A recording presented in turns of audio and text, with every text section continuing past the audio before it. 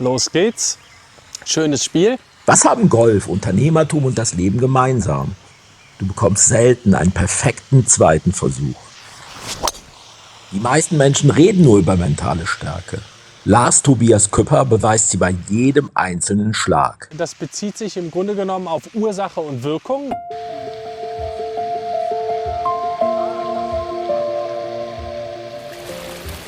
Hey Lars, schön, dass wir uns heute hier treffen und auch vielen Dank, dass es hier stattfinden kann.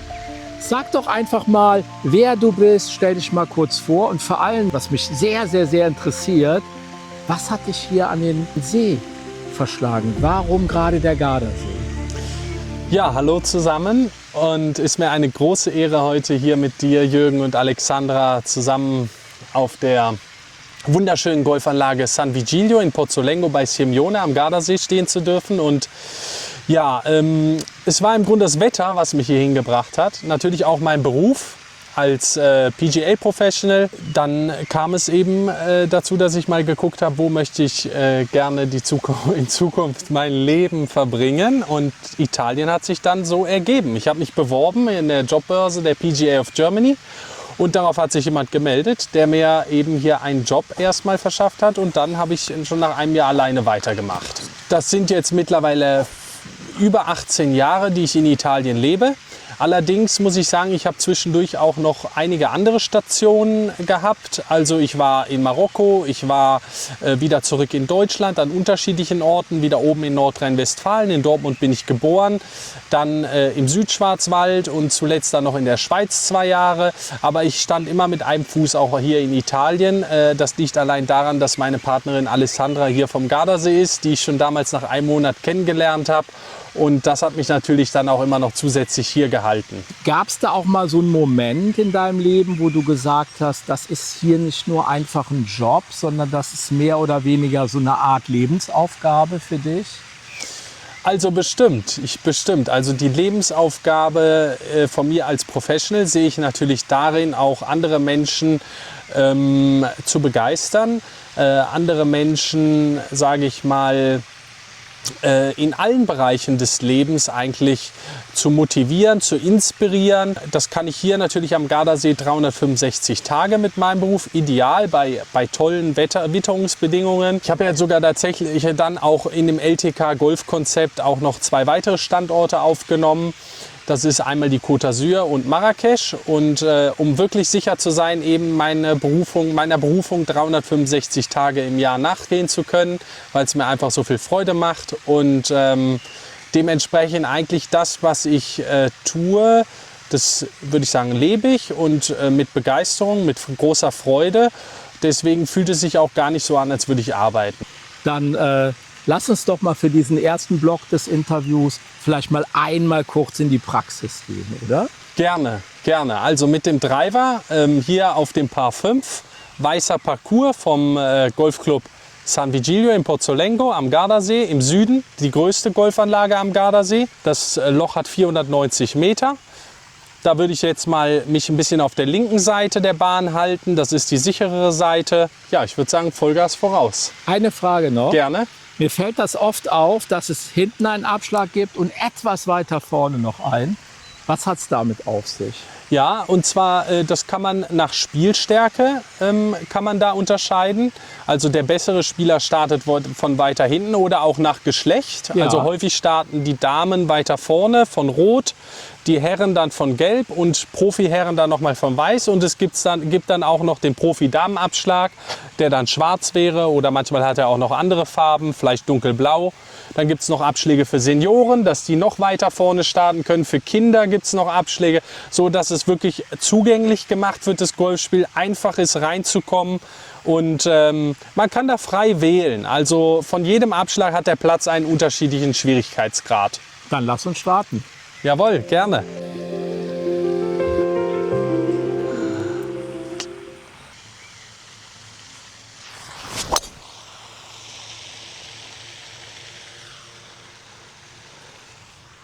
Der Ball ist etwas auf der rechten Seite der Bahn. Dort ist auch noch ein Hindernis. Es könnte sein, dass er in das Hindernis rein geflogen ist. Der Ball ist im Spiel, das ist immer gut. Ja? Also von da werde ich dann gleich den nächsten Schlag machen. Also wichtig war, den Ball auf jeden Fall links starten zu lassen, weil links ist hier die sichere Seite. Und natürlich spiele ich dann, wenn ich den Ball links starten lasse, mit dem Gedanken, einen sogenannten Fade zu spielen, dass der Ball leicht wieder in die Bahn reinkurft. Aber der ist etwas überfadet, kann man so sagen. Weil ich habe gefühlt, ich habe ihn nicht ganz in der Mitte getroffen, ein bisschen zur Ferse. Da entsteht der sogenannte Zahnradeffekt, dass der Ball eben mehr seitlichen Drall bekommt. Was hat das auf normale unternehmerischer Businessarbeit für einen Effekt? Also kannst du das abstrahieren in einen Berufsmodus rein? Ja, ich würde sagen, das bezieht sich im Grunde genommen auf Ursache und Wirkung. Das würde jetzt für mich da am meisten Sinn machen. Ursache und Wirkung. Also die Wirkung ist, dass der Ball eben nach rechts kurvt. Die Ursache habe ich ja dafür gesetzt. Ich habe mich so bewegt, dass ich den Ball eben am hinteren Teil des Schlägers treffe. Dadurch entsteht die Kurve. Und das ist natürlich auch im Unternehmertum immer ganz, ganz wichtig. Ursache und Wirkung. Also immer zu überlegen, welche Ursache muss ich hier setzen, damit die und die Wirkung dabei herauskommt. Viele Menschen, die träumen ja davon, an Orten wie dem Gardasee zu arbeiten. Was hat dich denn hierhin verschlagen?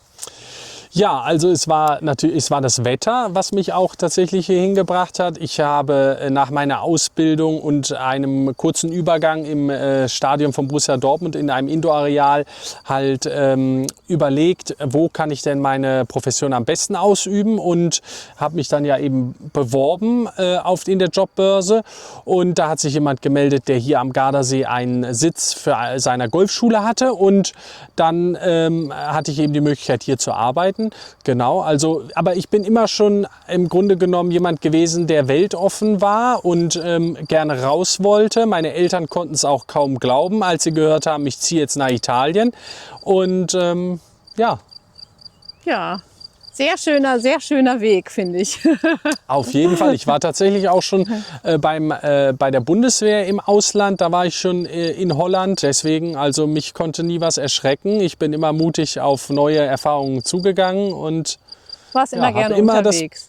Habe immer mir das Beste schon, also im Grunde immer ans Beste gedacht. Immer mir was Gutes vorgestellt. Wann hast du denn erkannt, dass du nicht nur Golf unterrichten möchtest, sondern daraus ein eigenes Geschäftsmodell entwickelst? 2009 habe ich dann entschieden, dass ich alleine weitermache, dass ich in die Selbstständigkeit gehe, und dann muss man seine Rechnung zahlen. Im Grunde ist man gezwungen, sich was einfallen zu lassen. Also entweder ich gehe ins Angestelltenverhältnis, aber ich bin nie so der Typ gewesen. Es sind ja jetzt mehr als 21 Jahre, die ich Golfunterricht, die ich coache. Das Risiko war einfach eben, dass man natürlich Kosten hatte, die vielleicht nicht bezahlen hätte können. Das wäre das einzige Risiko gewesen. Dass ich eben dann mir noch mal eine Alternative hätte überlegen müssen. Aber da ich sehr kreativ bin und auch in der Umsetzung sehr schnell bin und mir das einfach eben auch immer Spaß gemacht hat, das, was ich tue, alles, was eben um den Golfunterricht herum ist, die ganze Werbung und das Gestalten von Kursen, von eben mein gesamtes Konzept Logik, Technik, Körper, was ich ja entwickelt habe und auch wissenschaftlich fundiert niedergeschrieben habe für die PGA of Germany. Ja, das war im Grunde genommen das, was mich dazu bewegt hat und mich davon abgelenkt hat, dass es überhaupt Risiken gibt. Eigentlich habe ich gar nicht daran gedacht, dass es Risiken gibt. Ja, es gab doch auch bestimmt Menschen, die gesagt haben, Lars, aus deiner Idee, da wird nichts draus. Also das kann ich mir nicht vorstellen. Bestimmt. Also mit den Leuten habe ich mich dann relativ kurz aufgehalten. Klar ist natürlich wichtig, dass man unterscheidet, dass man eben auch Menschen um sich herum hat, die an einen glauben. Das Wichtigste ist natürlich, dass ich an die Menschen glaube, die ich um mich herum habe. Und dann kommt dieses Vertrauen natürlich auch wieder zurück. Das heißt, ich vertraue in die anderen, und dadurch ist es natürlich von der Logik auch her wahrscheinlicher, dass die Menschen auch an mich glauben. Also das kam vor, aber wie gesagt, ich habe dann immer sehr gut umswitchen können. Ja, habe heute viele, viele gute Freundschaften und eine tolle Familie. Das ist natürlich wichtig im Leben, um gesund zu sein, um glücklich zu sein, ein gutes soziales Umfeld zu haben.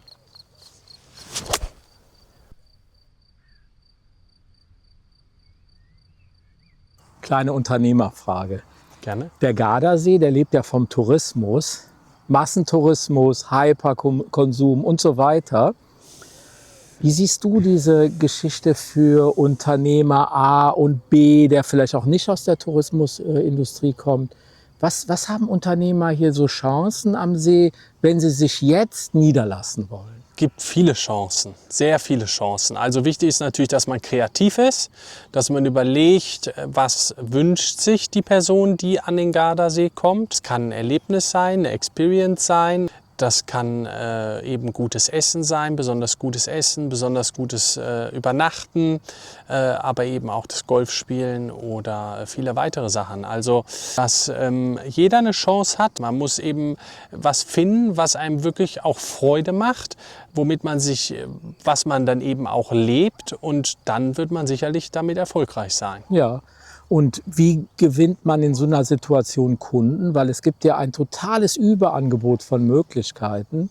Und ich komme dann hier neu hin, mache endlich meine Bratwurstbude hier auf mit tollem Senf.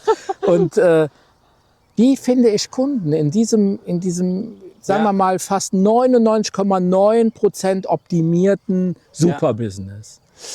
Also ja, wenn man jetzt tatsächlich so einen Stand hätte, einen Foodtruck, dann müsste man sich halt eben gut positionieren. Dann hat man natürlich gerade in der Hochsaison unglaublich viele Menschen, die da dran vorbeilaufen. Der Stellplatz wird natürlich einiges kosten. Aber wenn man ansonsten, bei mir ist es halt so, ich kreiere Sichtbarkeit eigentlich durch, durch YouTube, durch Google, die sozialen Netzwerke, natürlich durch jahrelange Präsenz hier am Gardasee. Ich habe ja 19 Jahre tatsächlich fest für Golfanlagen gearbeitet. Da habe ich natürlich viele Menschen kennengelernt, ob jetzt in Deutschland, in der Schweiz oder auch eben hier am Gardasee, Deutsche und Italiener. Ich arbeite ja zweisprachig. Das ist natürlich wichtig, wenn man sich hier niederlässt, dass man möglichst zweisprachig, weil in der Nebensaison ist es natürlich schon so, dass der Tourismus eher eine Tourismusflaute ist und dann man eben mit den Einheimischen arbeiten sollte. Aber da gibt es natürlich auch verschiedene Optionen. Das muss jetzt nicht unbedingt so sein. Ich glaube, dass wichtig ist, dass man flexibel arbeitet, dass man sowohl eben über die Medien, über die sozialen Medien geht, aber auch, dass man vor Ort Kooperationen herstellt, einfach sich vernetzt und dann kann das sehr, sehr gut alles funktionieren. Wie wichtig sind Empfehlungen für dich? Ich glaube, das ist das Allerwichtigste und auch Allerbeste, wenn die Leute begeistert sind und über die Dienstleistung sprechen. Das ist natürlich für mich die allerbeste Werbung, denn das beruht ja immer auf Vertrauen, so eine Empfehlung. Und deshalb hat das natürlich den größten Wert und ist mir auch immer die größte Ehre, wenn jemand mich weiterempfiehlt. Also da bin ich natürlich immer sehr dankbar für. Was denkst du, was kann ich als Unternehmer noch von dir lernen? Sehr viel kann ich auch Unternehmern mitgeben auf den Weg. Wenn die Person offen ist, dann können das natürlich so Dinge sein, wie zum Beispiel überhaupt erstmal ein Bewusstsein dafür zu bekommen, was in einem passiert. Es gibt ja in der Psychologie zwei Welten, die innere und die äußere Welt. Wir sind meist auf die äußere Welt fokussiert. Das liegt einfach daran, weil ja ganz viel eben im Außen passiert und uns ablenkt, ob es der Fernseher ist oder sonst was, das Telefon. Aber eben in die innere Welt mal zu gehen und sich klar zu machen, was passiert eigentlich da in meinem Verstand und wie reagiert mein Körper darauf, auch gerade in Bezug auf Gesundheit, Leistungsfähigkeit, Regeneration, ja, ist ja ein ganz entscheidender Punkt, um leistungsfähig zu sein. Sowas kann ich zum Beispiel Unternehmern mitgeben oder dir als Unternehmer könnte ich das zum Beispiel mitgeben, aber du lebst das ja schon, ich sehe das, du hast eine wundervolle Ausstrahlung und siehst sehr gut aus, gesund, ja. Deswegen, also ansonsten sind es viele, viele weitere Dinge, also das dann umzuformen, neu zu programmieren, das Unterbewusstsein, das Mentale, aber auch das Gesundheitliche. Dafür steht ja LTK Golf, Logik, Technik, Körper, das sind die 3 Säulen, mit denen ich arbeite, das ist sehr erfolgreich. So Lars, das Ding hast du meiner Meinung nach hier sehr schlau platziert. Vielleicht noch 1 bis 2 Schläge aufs Green. Was ist jetzt hier? Was passiert jetzt hier? Ja, also ich bin ja gut gestartet von der Länge, sogar glaube ich eher noch ein bisschen weiter, als ich vermutet hatte vom Abschlag. Zwar rechts im Raff, habe ihn dann toll raus katapultiert aus dem Raff, hier Mitte Fairway, habe jetzt noch 48 Meter ins Grün, einen Annäherungsschlag, einen Pitch. Ich glaube, es ist ganz wichtig zu verstehen, dass natürlich ich jetzt immer näher ans Loch komme und es jetzt darum geht, mit möglichst wenig Schlägen einzulochen. Druck kann dadurch natürlich steigen, aber wichtig ist, sich davon zu lösen. Also das Entscheidende ist tatsächlich jetzt im Prozess zu bleiben und wenig mich aufs Ergebnis zu konzentrieren. Mir ist klar, ich möchte gerne von hier den Ball ganz nah an die Fahne, am besten ins Loch spielen, ja, oder nur einen Putt machen. Aber zu viel darf ich da nicht dran denken, weil wie gesagt, dann schlägt das Herz schneller. Und deswegen ist wichtig, zurück in den Prozess, dahin zu gehen, zu überlegen, was will ich machen. Ich will jetzt zum Beispiel hier das Gewicht des Schlägers, will ich fühlen, das will ich schwingen lassen. Ja? Ich möchte die richtige Entfernung zum Ball einnehmen, die richtige Haltung. Die Gewichtsverlagerung, die in der Vorbereitung schon, wie ich das Gewicht verlagere, soll möglichst sich gut anfühlen. Und dadurch hole ich mich immer wieder auf den Prozess, mein Verstand fokussiere ich immer wieder auf den Prozess anstelle aufs Ergebnis. Dadurch bleibe ich ruhiger, dadurch führe ich die Bewegung einfach bestmöglich aus. Ich hätte ihn gerne vor der Fahne landen lassen, aber jetzt in dem Fall habe ich einen Ball auf dem Grün, ich kann trotzdem zufrieden sein und habe natürlich die Chance, den Ball auch einzulochen. Gerne? Lass uns mal zum Ergebnis gehen. Für mich war das ein platziertes Angebot. Perfekt. Ich habe ein Angebot platziert und du hast jetzt dieses Angebot kurz vor die Entscheidung gesetzt. Das musste ich gerade so übertragen. So irgendwie so in mir kam da gerade dieser Gedanke auf, ey, das ist doch ein Angebot. Ja. Ein Angebot jetzt fertig zu machen. Ja, finde ich gut. Aha. Und das Angebot, ist das jetzt so, wie ich es gerne hätte?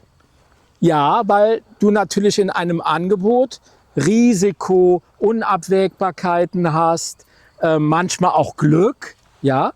Ja. Aber was wir halt eben gesehen haben, du hast ja alles reingelegt, um das Angebot bestmöglichst zu platzieren. Ja. Und du hast das Angebot nah an der Entscheidung platziert. Ja, du hättest es ja auch rausschlagen können. Klar. Und hättest du erstmal eine Extra-Runde laufen müssen. Nicht, dass ich zu viel drüber nachdenke, wie viel Kraft muss ich geben, sondern ich gucke es mir an und über die Augen hole ich mir das Gefühl für die Länge. Natürlich ist es Erfahrung. Ich kenne das Grün ziemlich gut, ja, oder sogar sehr gut. Ne? Und dadurch, dass ich es mir anschaue, sende ich jetzt meinem Unterbewusstsein. So, genau, jetzt schaue ich mir noch die seitliche Abweichung an.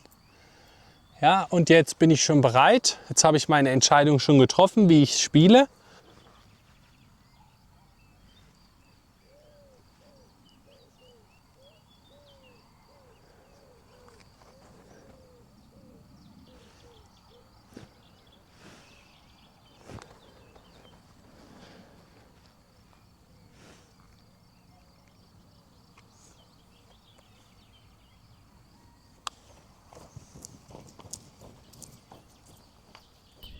Wow. Lento sul lago, oro nell'aria, silenzio. Du hast den Putt gesehen. Die Ursache liegt meist viel, viel weiter zurück. Logica, tecnica, corpo, cose d'effetto. Sulla pelle piano, tra il vino e l'erba corta. Sotto il cielo basso,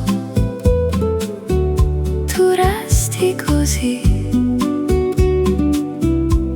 pulito lontano come un pensiero buono.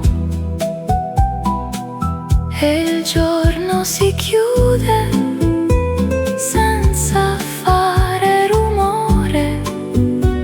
Porsche nel tramonto, ferma il respiro.